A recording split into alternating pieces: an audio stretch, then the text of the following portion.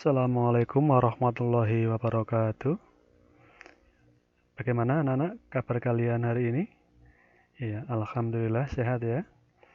Hari ini kita bertemu kembali di pembelajaran yang kedua mata pelajaran IPS untuk kelas 6. Pada pertemuan yang lalu kita sudah belajar di pembelajaran yang pertama. Hari ini kita bertemu di pembelajaran yang kedua. Di pembelajaran yang kedua ini kita melanjutkan di materi yang sudah kita bahas kemarin, yaitu tentang karakteristik geografis dan kehidupan negara-negara ASEAN. Nah, mari kita awali kegiatan pembelajaran pada kali ini dengan membaca basmalah bersama-sama. Bismillahirrahmanirrahim. Anak-anakku semua, pada pertemuan yang lalu kita sudah membahas tentang negara-negara di Asia Tenggara, kemudian ibu kota, luas wilayah, batas wilayah, laku kebangsaan, dan seterusnya. Yo, coba kita ingat kembali. Siapa yang ingat kemarin negara yang terluas di Asia Tenggara negara mana, Nana? Iya, betul, negara Indonesia. Terus, negara yang terkecil? Iya, negara Singapura. Coba sekarang siapa yang masih ingat kepala negara dari Malaysia? Iya, apa Nana? Ya, Sultan. Mendapat julukan apa? Yang di Pertuan Agung. Sementara kepala pemerintahannya di Malaysia apa? Iya, Perdana Menteri, betul. Kemudian kemarin kita juga sudah belajar tentang letak astronomis dan letak geografis Asia Tenggara. Nah, anak-anak, di pembelajaran yang kedua ini nanti ada beberapa materi yang akan kita bahas. Itu ada letak astronomis, letak geografis, agama yang dianut, kemudian juga masalah-masalah sosial yang dihadapi, ada juga nanti keadaan sosial dan keadaan ekonomi. Langsung saja kita langsung masuk di materi yang pertama untuk hari ini. Ya. Mari kita awali materi yang pertama ini dengan tabel yang ketujuh tentang letak astronomis dari negara-negara di kawasan Asia Tenggara. Ya, kemarin kita belajar negara di Asia Tenggara ada berapa, anak-anak? Ada 11 ya, dari Indonesia, Singapura, Malaysia, Filipina, Brunei Darussalam, Thailand, Vietnam, Laos, Myanmar, Kamboja, dan Timor Leste, betul. Nah, letak astronomis, nanti sama seperti kemarin, Pak Guru akan membacakan dari 11 negara, Pak Guru contohkan membacanya 2 atau 3 negara, nanti kalian lanjutkan sendiri ya. Oh ya, tolong videonya disimak dari awal sampai akhir, sehingga nanti kalian tahu materi secara lengkap. Jangan hanya dilihat setengah, atau bahkan mungkin hanya dilihat sebagian kecil saja. Nanti kalian tidak paham tugas kalian apa. Karena setiap pembelajaran, di setiap pembelajaran, Pak Guru memberikan tugas kepada kalian yang harus kalian laporkan kepada Pak Guru. Ya. Yo, langsung saja anak-anak. Letak astronomis, contoh ini yang pertama, Indonesia. Ini yang paling atas anak-anak nomor 1. Indonesia terletak di antara 6 derajat lintang utara, L itu lintang utara, sampai 11 derajat lintang selatan, LS ya. LS ini lintang selatan, dan 95 derajat bujur timur, ini anak-anak. BT itu bujur timur, sampai 141 derajat bujur timur. Ini letak astronomis Indonesia. Jadi nanti kalau ada pertanyaan atau ada soal, coba tuliskan letak astronomis Indonesia. Nanti kalian tinggal disalin dari awal sampai belakang ini. Letak astronomis. Contoh yang kedua, ini yang cara membacanya agak berbeda. Pak Guru contohkan di negara Kamboja yang ke-10.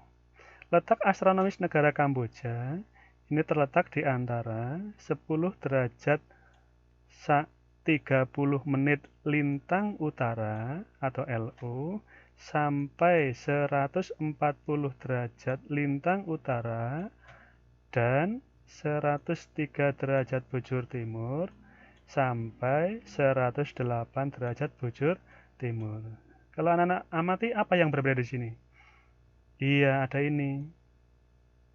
Ada 30 menit tambahannya. Maka nanti hati-hati ketika nanti menuliskan letak astronomis harus lengkap.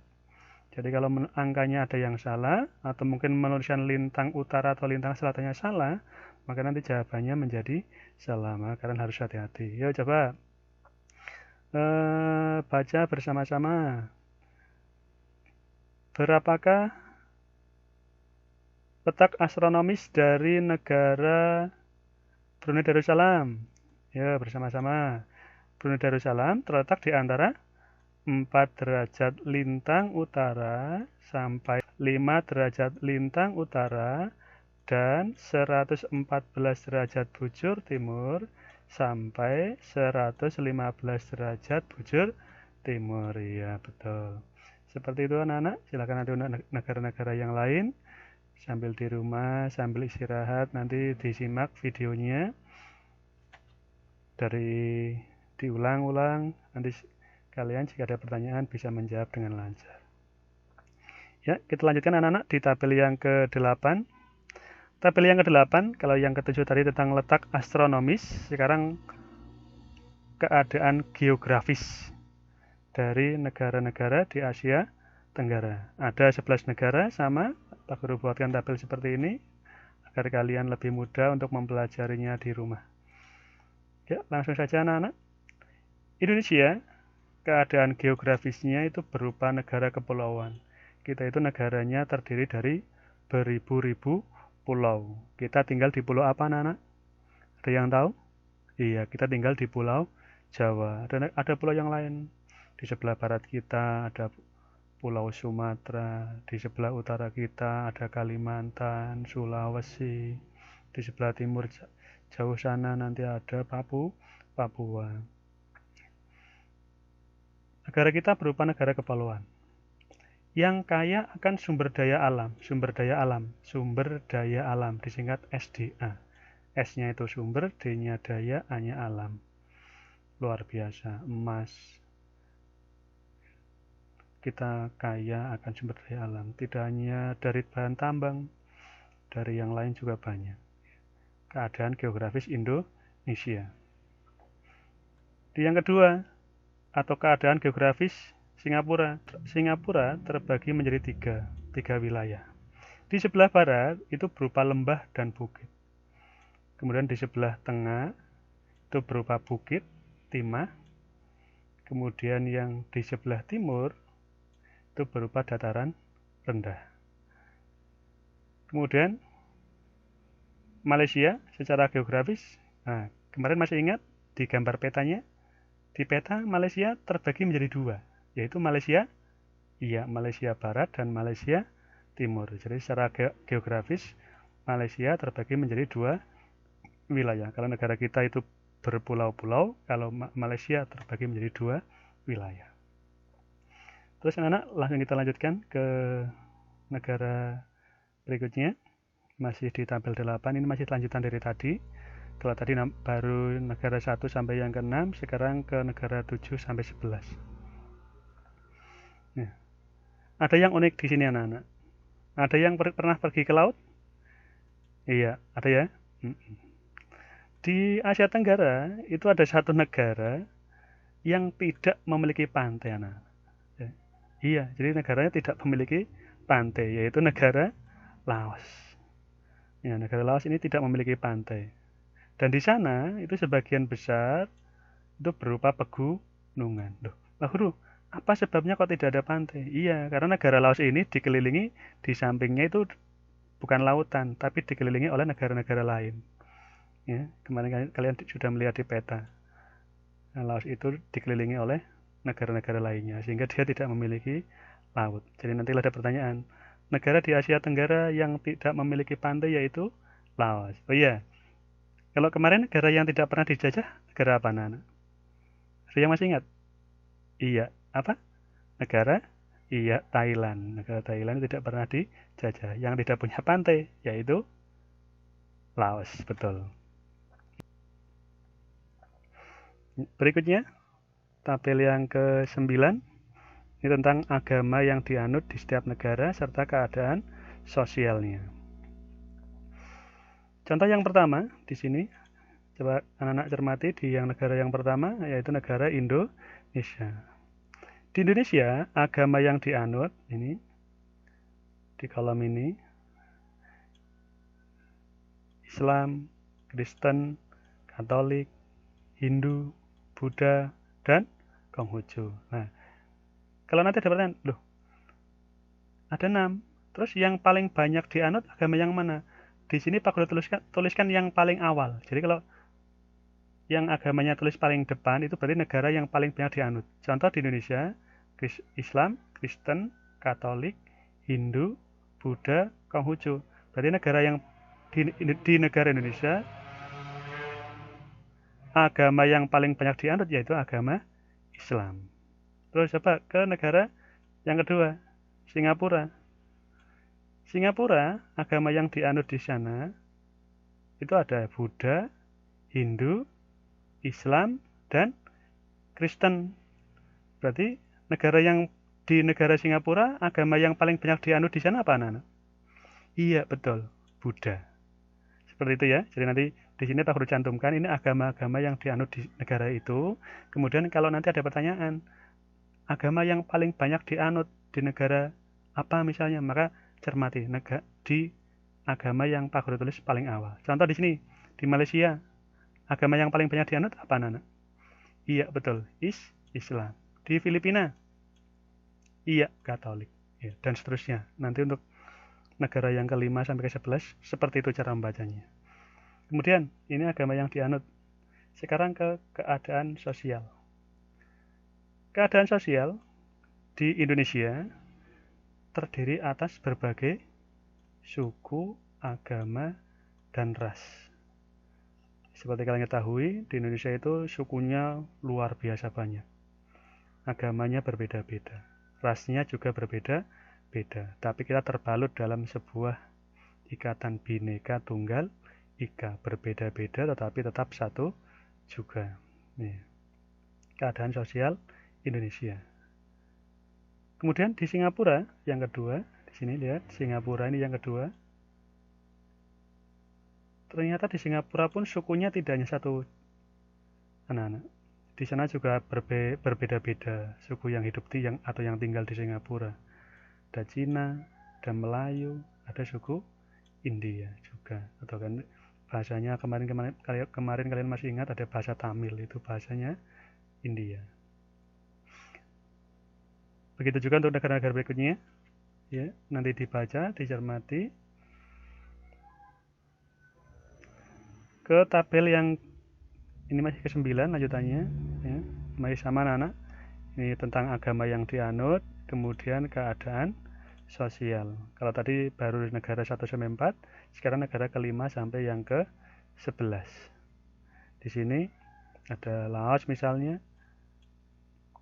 Agama yang paling banyak dianut di sana yaitu agama Buddha. Suku yang mayoritas tinggal di Laos yaitu suku Lao. Agamanya Buddha, sukunya Lao. Coba Pak Guru beri pertanyaan. Suku apakah yang mendiami negara Myanmar? Apa, anak? Iya, suku Burma. Iya. Kemudian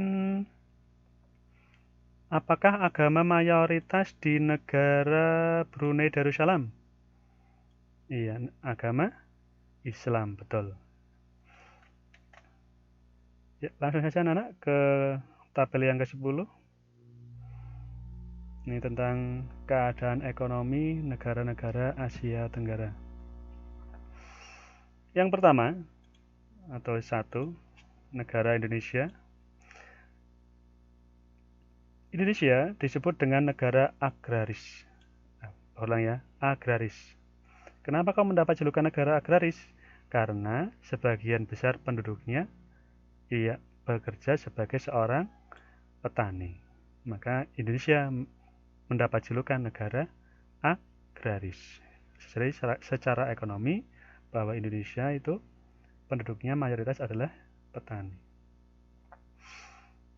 Walaupun juga ada yang bekerja sebagai nelayan, ya, sebagai karyawan, dan lain sebagainya.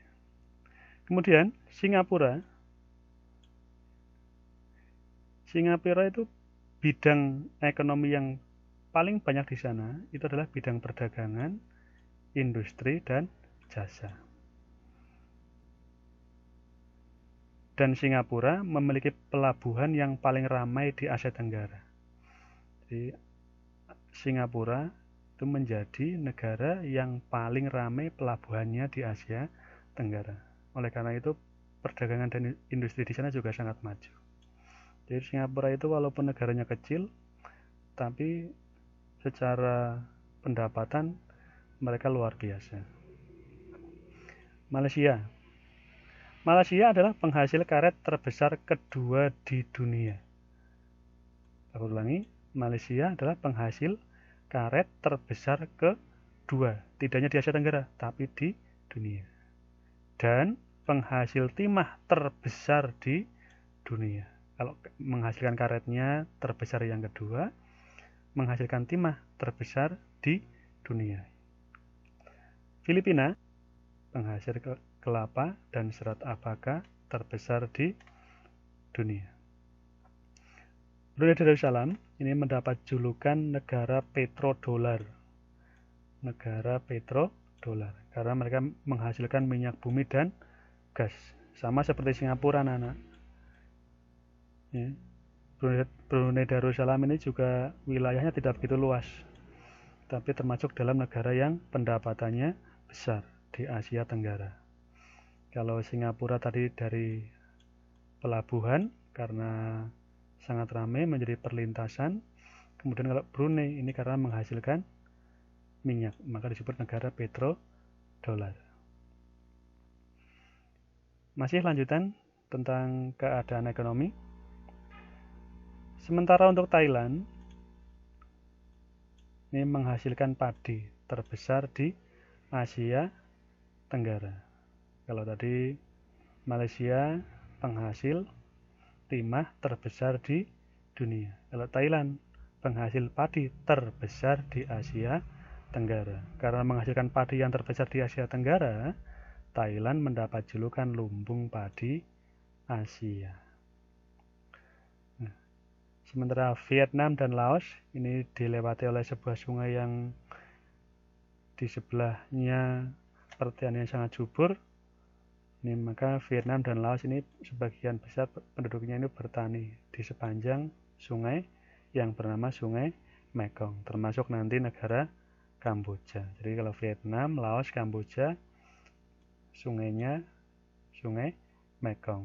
Sementara Myanmar sama-sama bertani, tapi bukan di Sungai Mekong, melainkan di Sungai Irrawaddy. Sementara ini yang ke-11, Timor Leste, ini ada berbagai macam bidang pekerjaan di sana secara ekonomi, ada pertanian, peternakan, perkebunan, dan pertambangan. Betul. Nah, ini materi terakhir anak-anak di pembelajaran yang kedua ini. Ini tentang masalah yang dihadapi atau mengenal permasalahan sosial yang dihadapi di negara-negara Asia Tenggara. Apa maksudnya? Jadi nanti di tabel ini kita akan menuliskan di sini membahas tentang masalah apa saja yang dihadapi di negara-negara Asia Tenggara. Masalah yang pertama, ini sebagian besar masalahnya dihadapi oleh semua negara, anak-anak. Jadi tidak hanya satu negara atau dua negara, tidak hanya negara kita. Negara lain juga menghadapinya. Masalah yang pertama yaitu masalah kependudukan. Loh, kok kependudukan? Iya, berkaitan dengan ini. Besarnya jumlah penduduk.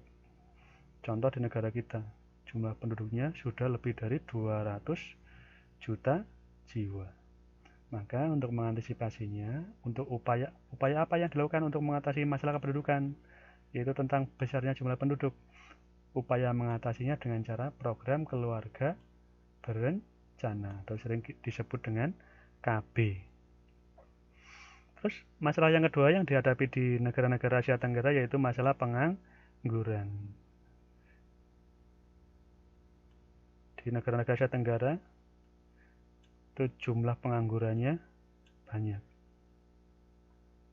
Ini karena sempitnya lapangan pekerjaan. Nah, terus bagaimana cara mengatasinya? Dengan menciptakan lapangan kerja. Misalnya adanya pabrik-pabrik, mendirikan suatu pabrik, nanti tenaga kerjanya dari warga negara tersebut. Maka secara tidak langsung itu sudah salah satu upaya mengatasi masalah banyaknya pengangguran. Masalah yang dihadapi yang ketiga itu kesehatan. Contohnya apa? Kurang gizi. Jadi karena banyak masyarakat yang penghasilannya tidak besar, maka berakibat pada kurangnya konsumsi gizi. Nah, terus bagaimana cara mengatasinya?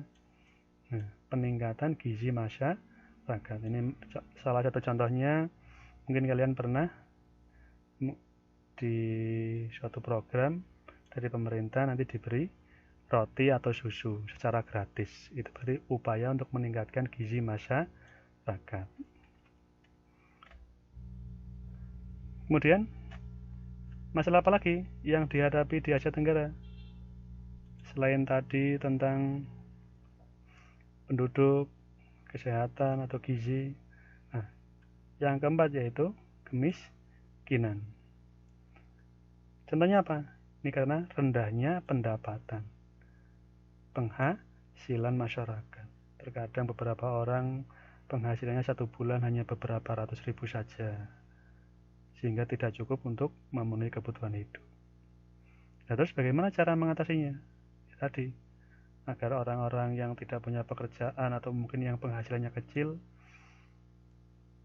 maka pemerintah membuka lapangan kerja agar meningkatkan pendapatan masyarakat, sehingga kemiskinan sedikit demi sedikit akan teratasi. Dan masalah ini tidak hanya dihadapi oleh negara Indonesia, anak-anak, tapi dialami juga oleh negara-negara lain di Asia Tenggara. Masalah yang kelima yaitu tentang kriminalitas, kejahatan. Banyaknya kejahatan di mana-mana. Apalagi kemarin ini menurut berita di beberapa televisi, karena wabah pandemi ini pekerjaan susah, penghasilan kecil, maka kejahatan pun meningkat. Kita waspada bersama-sama, jaga diri dan keluarga. Tidak usah bepergian jika tidak sangat penting. Iya. Nah, terus bagaimana upaya untuk mengatasi karena banyaknya kejahatan itu? Nah, tindakan tegas dari penegak hukum. Polisi harus tegas. Tapi juga bisa dengan cara lain, anak-anak. Nah, pernah mendengar ronda malam? Iya. Mungkin ada juga yang orang tuanya mengikuti ya, atau kakaknya ikut ronda malam. Itu juga upaya untuk mengurangi tindak kejahatan, pencurian, ya, dan lain-lain.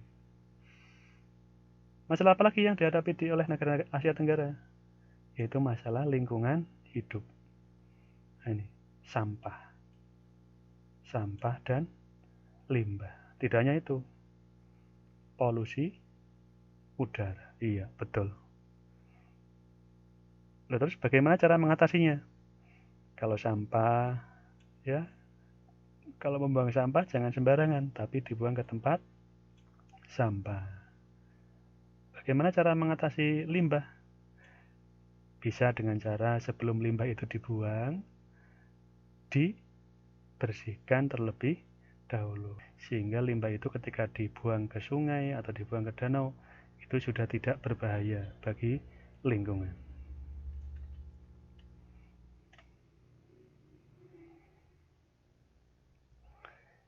Ya, demikian anak-anak pembelajaran kali ini. Awas ya.